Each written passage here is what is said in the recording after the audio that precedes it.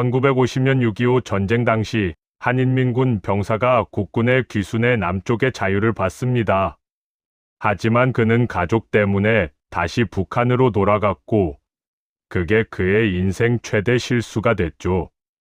2010년 그는 영양실조로 사망했고 임종 직전 손녀에게 말했습니다. 너만이라도 남쪽으로 가거라. 과연 그 손녀는 할아버지의 유언을 어떻게 실천했을까요? 지금부터 그 이야기를 들려드리겠습니다. 평양 김정은 별장의 화려함 뒤에 숨겨진 진실을 널리 알릴 수 있게 구독과 좋아요로 응원해 주시면 감사하겠습니다. 저는 김정은의 금빛 변기를 닦았습니다. 원산 송도원 별장, 그곳 화장실 하나, 가격이 남한 돈으로 3억 원입니다. 여러분, 3억 원이요. 서울 변두리 작은 아파트 한 채 값이죠. 그 금빛 수도꼭지를 닦으며 저는 매일 생각했습니다. 우리 아버지는 왜 그렇게 죽어야 했을까요? 2010년 겨울, 아버지는 돌아가셨습니다. 6.25 참전 용사셨어요. 그것도 인민군으로 끌려갔다가 남쪽 국군에 귀순하신 분이죠. 여러분께서도 아시다시피 그때는 많은 분들이 그러셨습니다. 아버지는 남쪽에서 자유를 보셨대요. 사람들이 웃고 말하고 살아 숨쉬는 모습을요. 하지만 전쟁이 끝나고 원산에 돌아오셨죠. 가족들이 여기 있었으니까요. 그게 아버지 인생 최대 실수였습니다. 돌아오신 순간부터 아버지는 동요계층이 되셨어요. 감시받고 배급 차별받고 평생 숨죽이며 사셨죠. 임종 직전 제 손을 꼭 잡으시며 말씀하셨습니다. 미란아, 내가 잘못 봤다. 남쪽이 천국이더라. 북으로 돌아온 게 내 인생 최대 실수다. 너만이라도 남쪽으로 가거라. 그리고 사흘 뒤 돌아가셨습니다. 사인은 영양실조였어요. 6.25 참전 용사가 굶어 죽었습니다. 국가유공자라던 분이 배급도 못 받고 죽었어요. 장례식의 조문객은 단 5명뿐이었죠. 아버지를 땅에 묻으며 저는 맹세했습니다. 아버지 말씀을 잊지 않겠다고요. 2015년 남편마저 떠났습니다. 탈북을 시도하다 국경에서 총에 맞아 죽었어요. 생계를 위해 저는 어쩔 수 없이 원산 별장 관리인이 됐습니다. 첫 출근 날 화장실 청소를 맡았죠. 금빛 수도꼭지를 틀었을 때 뜨거운 물이 콸콸 쏟아졌어요. 그 순간 생각했습니다. 아버지는 찬물 한 모금 제대로 못 드시고 돌아가셨는데 여긴 뜨거운 물이 넘쳐나는구나. 그날 밤 집에 돌아오니 딸 은별이가 얼음장 같은 방에서 떨고 있었습니다. 수도는 얼어터졌고 난방은 꿈도 못 꿀 형편이었죠. 저는 그제야 알았습니다. 아버지 말씀이 무슨 뜻이었는지를요. 우리는 같은 하늘 아래 완전히 다른 세상을 살고 있었습니다. 하나는 천국이고 하나는 지옥이었죠. 하지만 그때는 몰랐습니다. 이게 시작에 불과하다는 걸요. 제가 보게 될 진짜 지옥은 이제부터였습니다. 2015년 11월 3일 남편 철수가 탈북을 시도했습니다. 원산 조선소 기술자였던 사람이죠. 국경 철조망 5m 앞까지 갔다고 합니다. 그리고 발각됐어요. 총알 3발, 탕탕탕. 즉사였습니다. 시신 수습 비용이 500달러였어요. 북한 돈으로 450만 원이죠. 당시 우리 집 전 재산은 100달러였습니다. 결국 남편 시신은 강에 버려졌어요. 딸 은별이와 강가에 나가 통곡했습니다. 20살 딸아이가 아버지 시신도 못 건지고 그저 강물만 바라봐야 했죠. 한 달 뒤 저는 별장 관리인이 됐습니다. 생계 때문이었어요. 첫 출근 날 화장실 청소를 맡았습니다. 금빛 수도꼭지를 돌리니 뜨거운 물이 콸콸 쏟아졌죠. 그 순간 생각했습니다.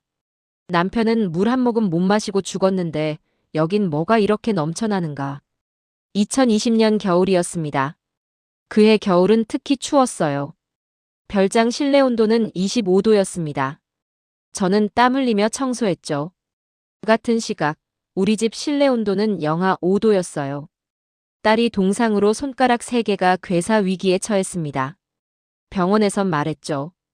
절단해야 합니다. 수술비는 300달러입니다. 300달러요. 별장 화장실 하나 청소용품비가 한 달에 500달러였습니다. 저는 별장 쓰레기통에서 버려진 외국 의약품을 봤어요. 유통기한도 한참 남았는데 그냥 버리더군요. 딸은 손가락이 썩어 들어가는데 여긴 멀쩡한 약을 버리고 있었습니다. 어느 날 화장실 청소를 하다가 주저앉아 울었습니다.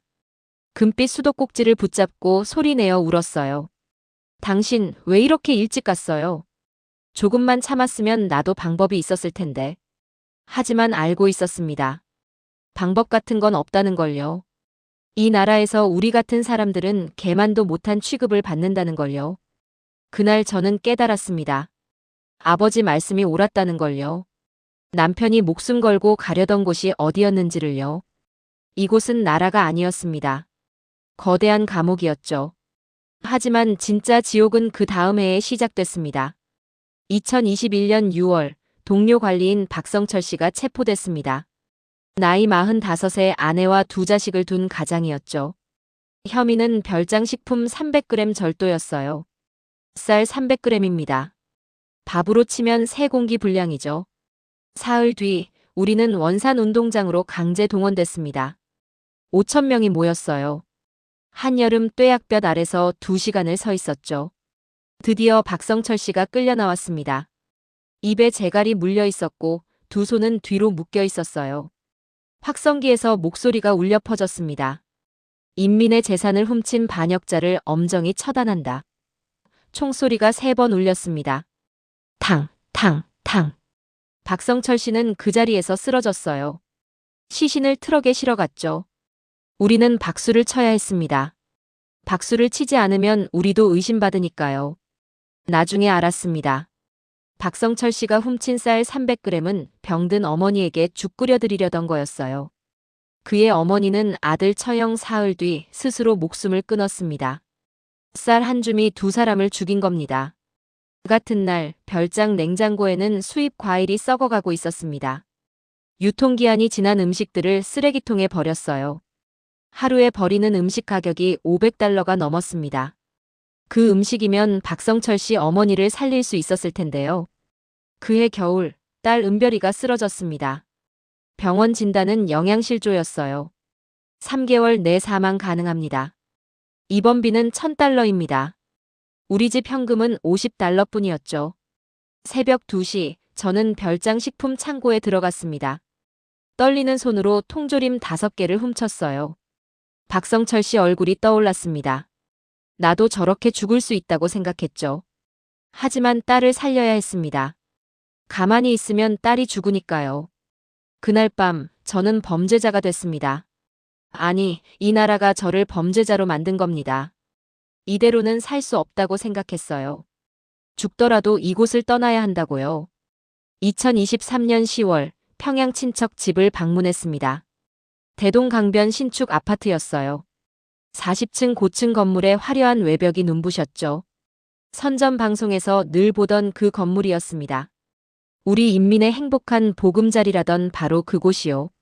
엘리베이터는 2년째 고장이었습니다. 38층까지 계단으로 올라갔어요. 숨이 턱까지 차올랐습니다.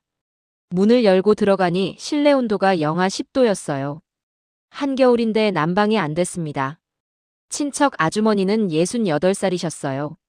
물 한 바가지 뜨려면 새벽 4시에 일어나야 해. 그것도 20층 아래 공동 수도까지 내려가야 하지. 수도는 하루 2시간만 나온다고 했습니다. 전기는 4시간, 밤 8시부터 12시까지만이요. 20층 이상 거주자들은 매일 물통을 지고 계단을 오릅니다. 작년 겨울에만 그 동에서 노인 3분이 심장마비로 돌아가셨대요. 계단 오르다 쓰러져 죽은 겁니다. 아주머니가 제 손을 꼭 잡으며 속삭였습니다. 미란아, 너 별장 다닌다며. 거기 진짜 뜨거운 물 나와. 저는 고개를 끄덕였어요. 그러자 아주머니 눈에서 눈물이 흘렀습니다. 우린 개만도 못한 삶을 사는구나. 그 말이 가슴에 박혔어요. 평양도 이런데 다른 곳은 오죽하겠습니까? 딸 은별이에게도 말했습니다. 은별아, 우리 남쪽으로 가자. 2024년 초부터 브로커를 접촉하기 시작했어요. 1인당 5,000달러, 모녀 둘이면 10,000달러가 필요했습니다. 저는 별장에서 귀금속을 소량씩 훔치기 시작했죠. 금목걸이 하나, 금반지 하나. 매일 죽음을 각오하고 훔쳤습니다. 들키면 박성철 씨처럼 죽는다는 걸 알았어요. 하지만 딸을 살려야 했습니다. 이대로 있으면 우리 모녀가 다 죽으니까요. 10개월 동안 조금씩 모아 마침내 $10,000를 만들었습니다. 그리고 2024년 11월 7일, 드디어 그날이 왔습니다. 2024년 11월 7일 새벽 2시 37분. 기온은 영하 15도, 두만강 수온은 영하 2도였습니다. 강폭은 약 200m, 생존 가능 시간은 10분이었죠. 출발 전 남편 무덤에 마지막 인사를 했습니다. 당신 먼저 가 있어요. 우리 곧 갈게요. 딸 손을 꼭 잡았어요. 은별아, 오늘 아니면 우린 죽는다. 강에 발을 담그는 순간 온몸이 얼어붙는 것 같았습니다. 하지만 멈출 수 없었어요. 2분 30초 강 중간쯤 왔을 때 발이 바닥에 닿지 않았습니다. 헤엄을 쳐야 했죠. 52살 몸으로 영하의 강물에서 헤엄을 쳤어요. 3분 45초 순찰대 불빛이 우리를 비췄습니다. 그리고 총소리가 울렸죠. 탕, 탕, 탕.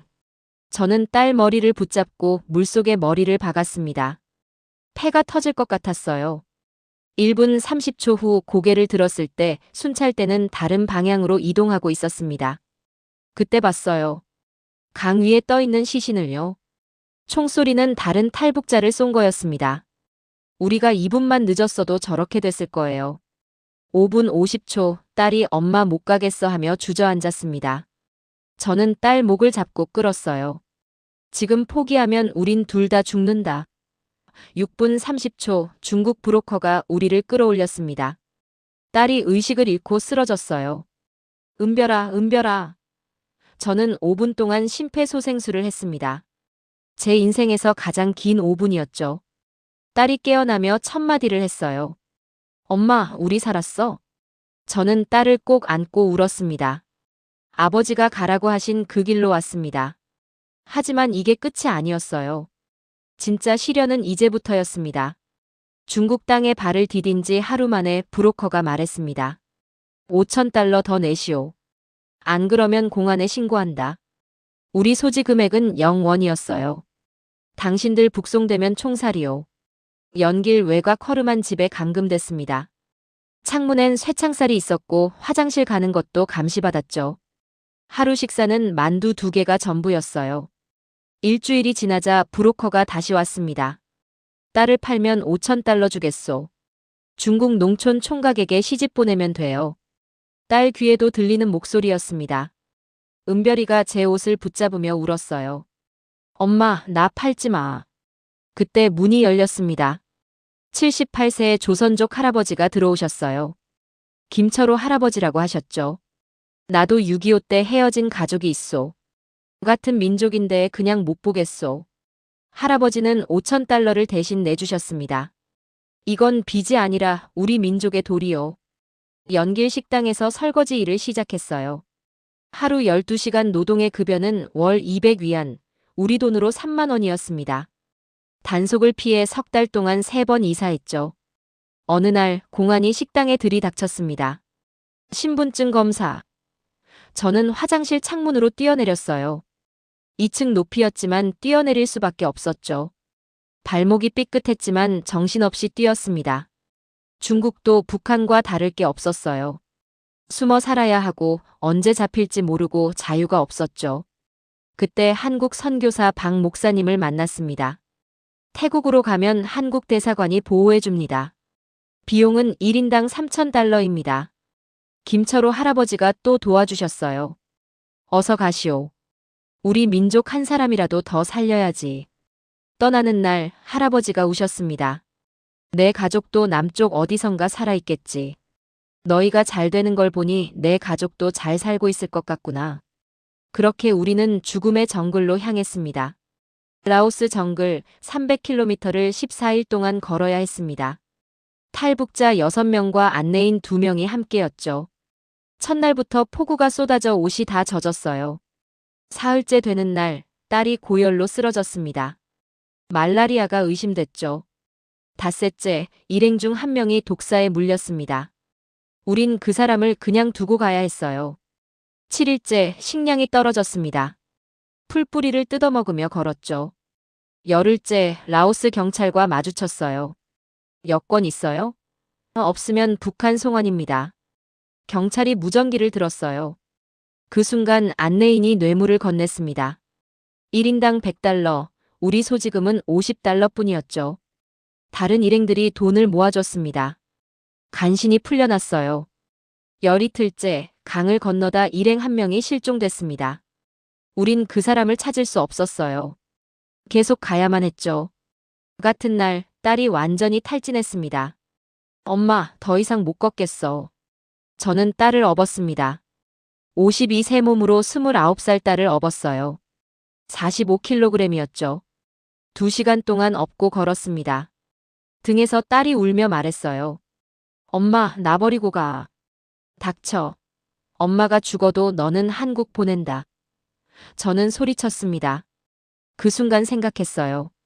할아버지도 6.25 때 이렇게 남쪽으로 걸어가셨을까? 아버지도 이런 심정이셨을까?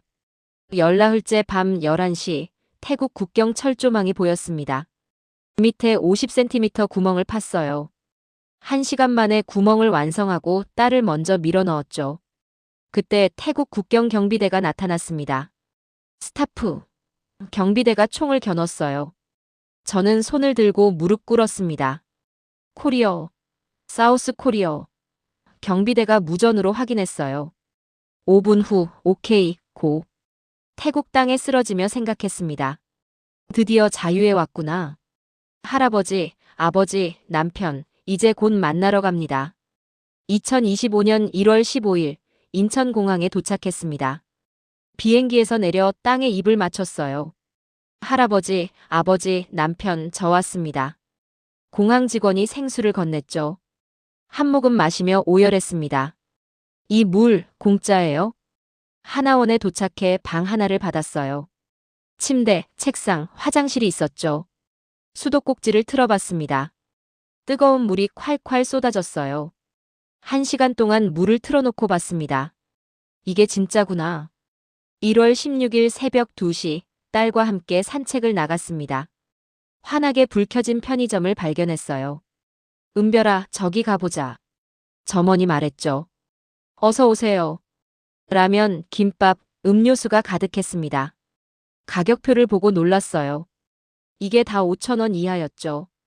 북한에서 5,000원은 한 달 월급입니다. 여기선 라면 한 개 값이에요.